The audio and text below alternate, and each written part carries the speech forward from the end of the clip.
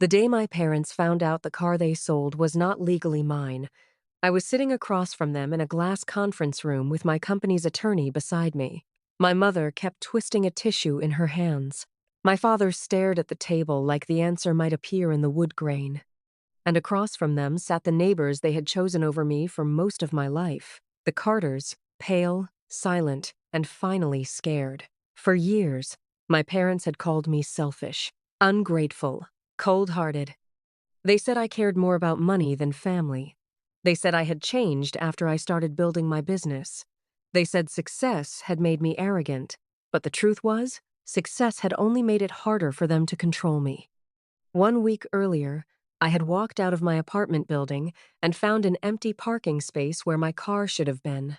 At first, I thought it had been stolen. Then my younger brother texted me. Mom said, "Don't freak out. They sold your car. It was for a good reason." A good reason. That was what they called selling the vehicle I used for client meetings, deliveries, and business operations. That was what they called signing away something they did not own, just because the family next door was crying poor again. I remember standing there in the cold morning air, phone in my hand, reading that message again and again. I didn't scream. I didn't cry. Not right away, because deep down, something inside me had finally gone quiet. Looking back, I should have recognized that silence. It was the sound of the last thread breaking. My parents thought they had taught me one final lesson about sacrifice. They thought I would complain, apologize, and eventually forgive them like I always had. But they had made one mistake. One very expensive mistake. The car was not registered under my personal name. It belonged to my company. And the moment they sold it, they didn't just betray their daughter. They committed fraud. But to understand why my parents thought they could get away with it, you have to understand the kind of daughter I had spent my entire life trying to be. And why, for the first time, I stopped being her. My name is Claire Bennett, and for most of my life, I believed love had to be earned. Not because anyone said that directly. My parents were never cartoon villains. They didn't lock me in a basement or tell me I was worthless every morning. It was quieter than that. It was in the way my mother praised me only when I was useful. It was in the way my father smiled at me only when I fixed something, paid for something, or made the family look good. I grew up in a small Ohio suburb where every house looked friendly from the outside. Green lawns, basketball hoops, American flags, families waving from driveways. Our next-door neighbors, the Carters, moved in when I was 9. Mr. Carter sold insurance. Mrs. Carter baked pies for every school fundraiser. Their son, Tyler, was my age and somehow always in trouble. If Tyler broke a window, it was because he was spirited. If Tyler failed a class, the teacher didn't understand boys. If Tyler stole $20 from his mother's purse, he was acting out because he needed more attention. I learned very early that some people could make mistakes and still be protected. Others had to be perfect just to be tolerated. I was the perfect one. At least I tried to be. I got straight A's. I babysat my little brother, Evan. I cleaned the kitchen before my mother came home from work. I saved birthday money instead of spending it. I worked weekends at a diner from the time I was 16. My dream was simple. I wanted freedom, not fame, not luxury, just freedom. I wanted to own something nobody could take from me. By the time I was in college, I was already running a tiny online stationery shop out of my dorm room. Custom planners, wedding signs, small business labels. Nothing glamorous, but it was mine. I packed orders between classes. I answered customer emails at midnight. I learned design software from free tutorials and cried over shipping errors more times than I can count. Whenever I came home, my mother would glance at the boxes stacked in my room and sigh. "Claire, don't let this little hobby make you think you're better than everyone." "It's not a hobby," I would say softly. "It's becoming a business." My father would laugh. "A business? Honey, businesses have employees. You have stickers." I laughed too, because back then I still thought, If I stayed patient enough, worked hard enough, succeeded quietly enough, they would eventually be proud of me. But there was always someone else who needed more sympathy. Tyler Carter. Tyler crashed his truck at 19, and my parents helped raise money for repairs. Tyler dropped out of community college, and my mother said, "Poor boy, he just needs support." Tyler lost 3 jobs in 1 year, and my father said, "Some people take longer to find their path." When I was struggling to pay my last semester tuition, my parents told me they couldn't help. "We have bills too, Claire," my father said. 2 weeks later, I found out they had given the Carters $2,000 because Tyler was behind on rent.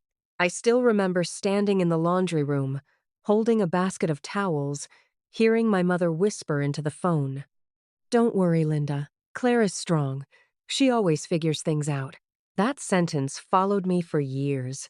Claire is strong. It sounded like a compliment, but in my family, it meant Claire can be hurt and still be expected to smile.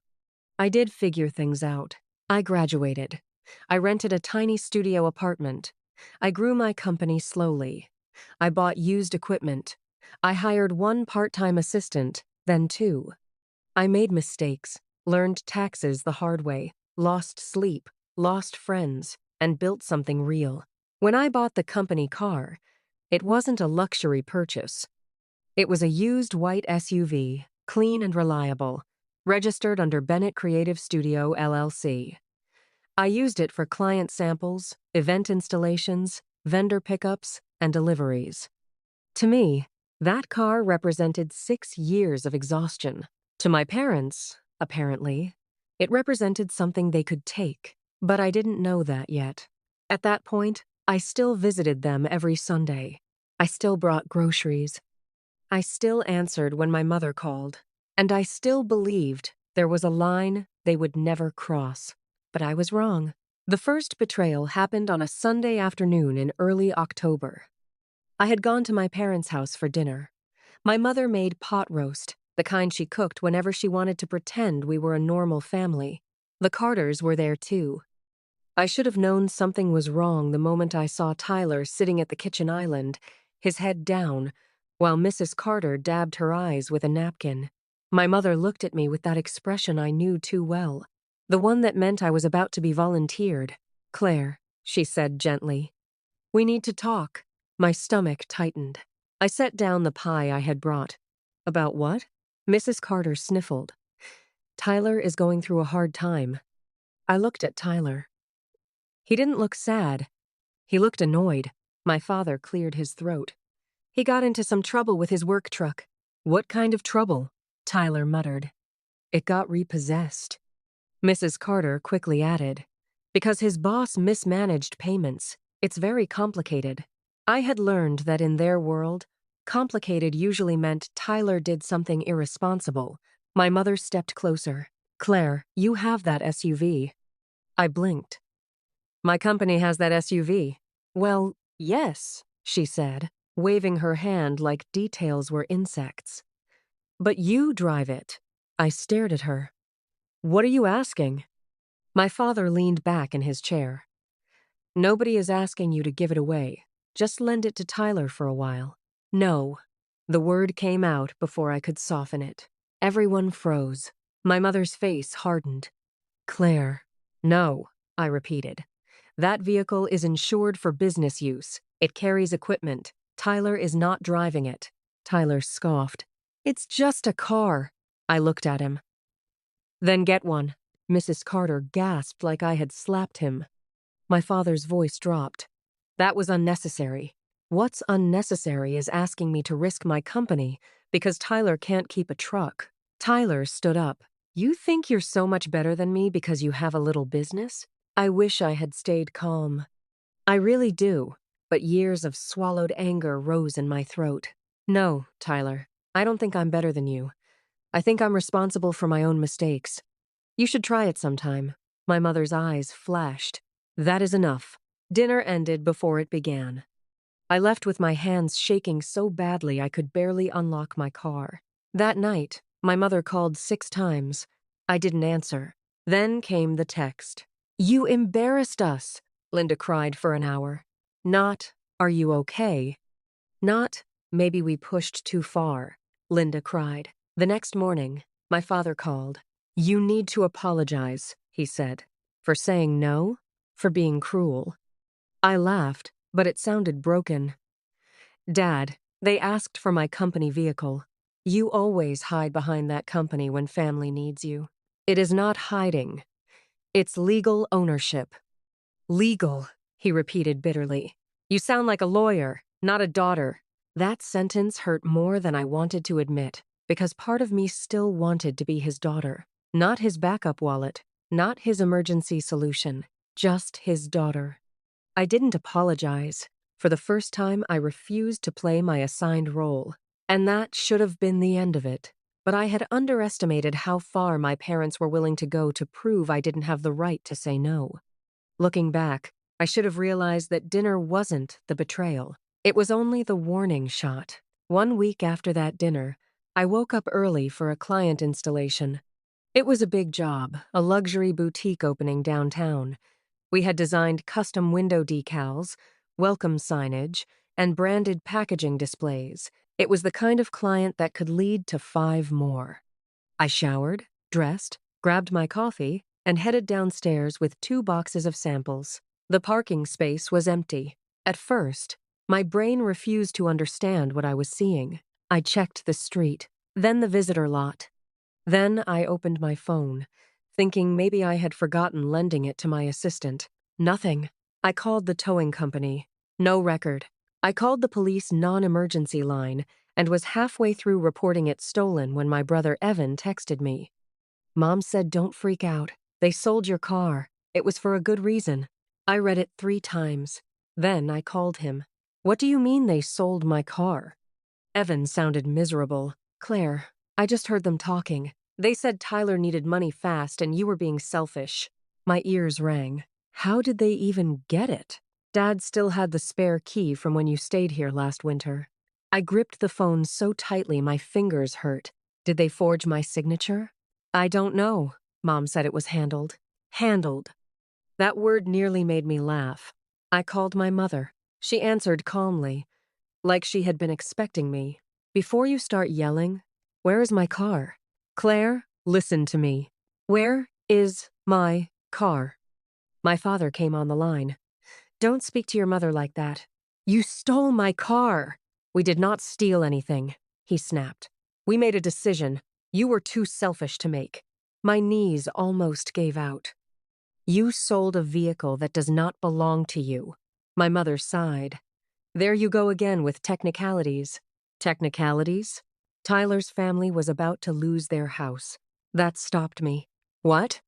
Mrs. Carter had told my parents they were behind on mortgage payments. Tyler, apparently, had promised to help but needed money to get back on his feet. The car had been sold quickly to a private buyer for cash. Not market value, not even close. They sold it fast because they knew I would stop them if I found out. I missed the boutique installation that morning. My assistant tried to cover it with her sedan, but half the materials didn't fit. The client was furious. We lost the contract. That one decision cost my company almost $18,000 in immediate revenue and far more in referrals. But that still wasn't the worst part. When I drove to my parents' house in a rideshare, the Carters were there. Mrs. Carter was crying again. Tyler was wearing new sneakers. My mother met me at the door like I was the problem. You need to calm down before you come in. I'm not here to calm down. I'm here for the buyer's information. My father stood behind her. No. No?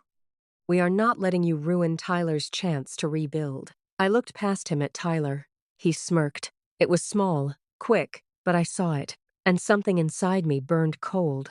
You think this is funny? I asked. He shrugged. Maybe now you'll learn that money isn't everything. I stepped into the house. My mother blocked me. Claire, stop acting like a victim. That was the moment I almost broke.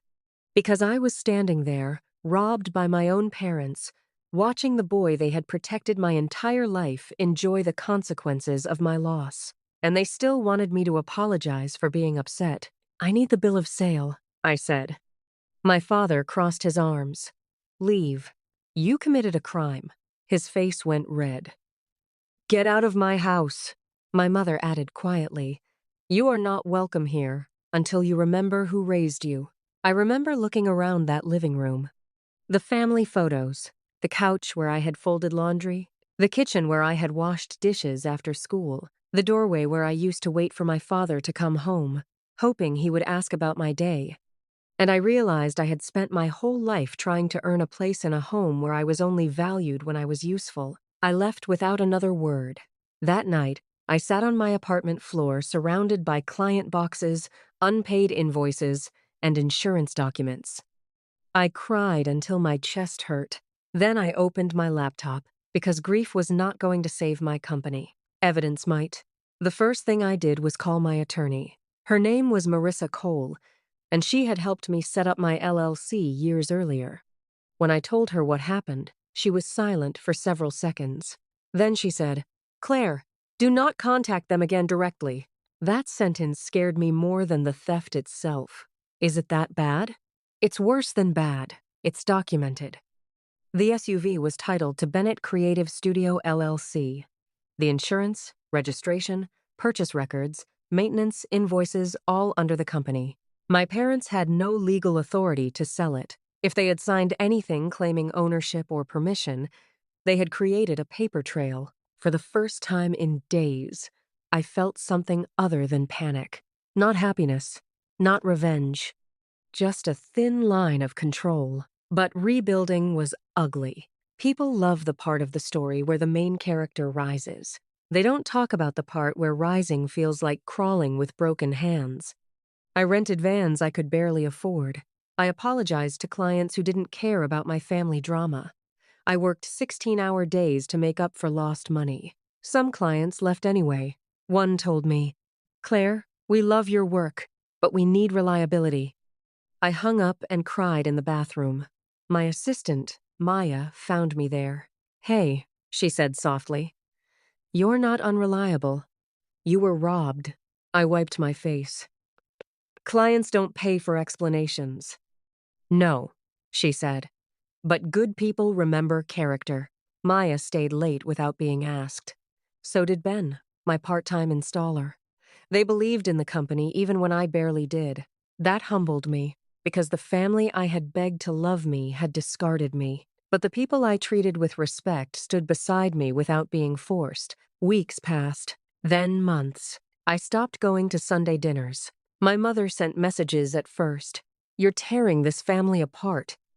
Your father has blood pressure issues because of you. Linda says she forgives your behavior." I didn't respond. Then came the angry messages. Then the guilt. Then silence. Meanwhile, Marissa investigated. The buyer had purchased the SUV from Tyler Carter, not my parents. Tyler had signed documents claiming he had authority to sell on behalf of the owner. My father had apparently handed him the spare key and helped arrange the meeting. My mother had texted Mrs. Carter, "Claire will get over it. She always does."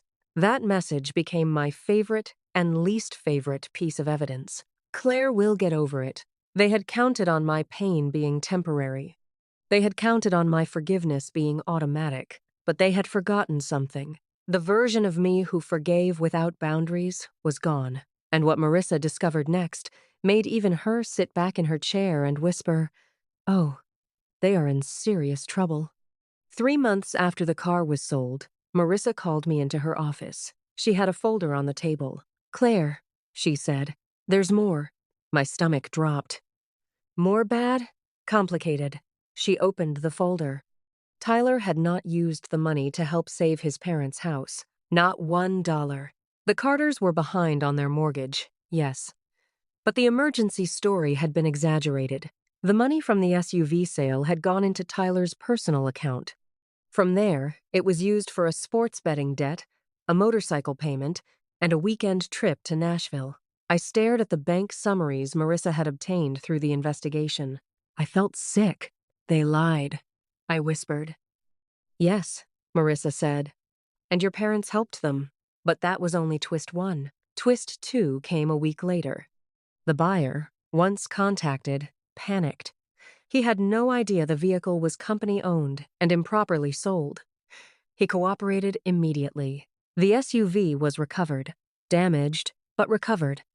And because the sale involved false representation of ownership, forged authority, and financial loss to a registered company, Marissa advised filing a civil claim and reporting the matter properly. I didn't want my parents arrested. That surprises some people. But revenge was never my goal. I wanted the truth on record. I wanted the damage repaired. I wanted them to stop believing love gave them permission to steal from me. The confrontation happened in a mediation room. My parents arrived with the Carters. They looked irritated at first, like this was another dramatic phase I needed to outgrow. Then Marissa began laying out the documents. Company title, insurance policy, lost revenue, unauthorized sale, Tyler's false statement, bank records, text messages. My father's face changed first. His anger drained into confusion. My mother whispered, "No, that can't be right." Marissa slid over a copy of the title. "It is right." My mother looked at me. "Claire, why didn't you tell us it was owned by the company?" I almost laughed. "I did. You called it a technicality." Tyler leaned forward. "This is insane. It was just a car." Marissa turned to him calmly. "No, Mr. Carter. It was a company asset, and you represented yourself as authorized to sell it." Mrs. Carter began crying, but for the first time, nobody comforted her. My father looked at Tyler. "You said the money was for the house." Tyler's jaw tightened. "I needed it." "For gambling?" my father asked. Tyler said nothing. My mother covered her mouth. And there it was. The moment I had imagined 100 times and still wasn't prepared for. They finally saw him. Not the poor, misunderstood boy. Not the neighbor's son who needed saving. Not the child they had protected at my expense. Just a man who had used them exactly the way they had used me. My father looked at me, and for 1 second, I saw shame. Not enough. Not nearly enough. But real. "Claire," he said quietly, "we didn't know." I looked at him. "No," I said. "You didn't ask." That silence felt louder than any shouting could have been. The settlement terms were simple. The Carters and Tyler were responsible for the fraudulent sale proceeds, damages to the vehicle, and part of the lost business revenue. My parents were responsible for their role in providing access, assisting the sale, and refusing to disclose buyer information. They wanted me to drop everything. My mother cried. My father apologized, but only in the way people apologize when consequences arrive. "We made a mistake," he said. I nodded. "Yes. We were trying to help." "No," I said. "You were trying to be heroes with something that belonged to me." That landed. Mrs. Carter snapped. "After everything we've been through, you're really going to destroy us?" I turned to her. "You watched my parents steal from me to protect your son. You didn't stop it. Don't ask me to feel guilty because the truth is expensive." Tyler slammed his hand on the table. "You always thought you were better than us." For the first time, I smiled. Not cruelly, sadly. "No, Tyler. I just finally stopped letting you be more important than me." In the end, consequences came without me needing to chase them. The Carters had to sell their house anyway. Tyler faced legal trouble and lost the job he had just started after his employer learned about the fraud claim. My parents took out a loan to cover their part of the settlement. They also lost something money couldn't repair: their reputation. Neighbors talked. People who had once praised my mother for being generous started asking why her generosity always used someone else's sacrifice. My brother Evan called me after mediation. "I'm proud of you," he said. That broke me more than anything. "Do you think I went too far?" I asked. "No," he said. "I think they finally found the line because you stopped moving it." I kept the recovered SUV for a while, dents and all. Then I sold it properly through the company and bought a new one. This time, no one in my family had a spare key. My parents asked to meet 6 months later. I agreed. Not because everything was healed, but because I wanted to hear what they had to say when they no longer had anything to gain. My mother looked older. My father looked smaller. "We failed you," he said. I waited. No excuses followed. For once, my mother cried quietly. I thought because you were strong, you didn't need protecting, I said. Strong people still get hurt. She nodded. I know that now. Maybe she did. Maybe she didn't. But I had changed too much to build my life around waiting for her to understand. People ask me if I forgave them. The honest answer is complicated. I forgave myself first. For staying too long. For confusing usefulness with love. For believing that if I gave enough, sacrificed enough, endured enough, my family would finally choose me. They didn't, so I chose myself. Family should never be a place where your boundaries are treated like betrayal.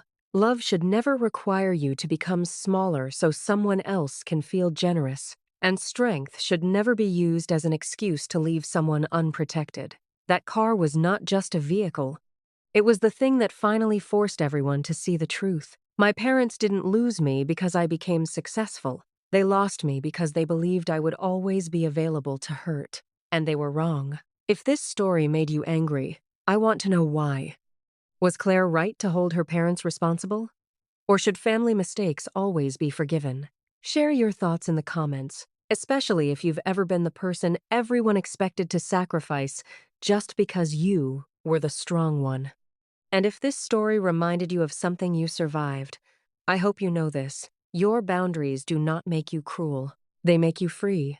Like this video if you believe betrayal should have consequences. And subscribe for more emotional stories about family secrets, unfair choices, hidden truths, and the moments when life finally turns the tables. Because sometimes the people who underestimate you are the same people who end up watching you walk away stronger than they ever imagined.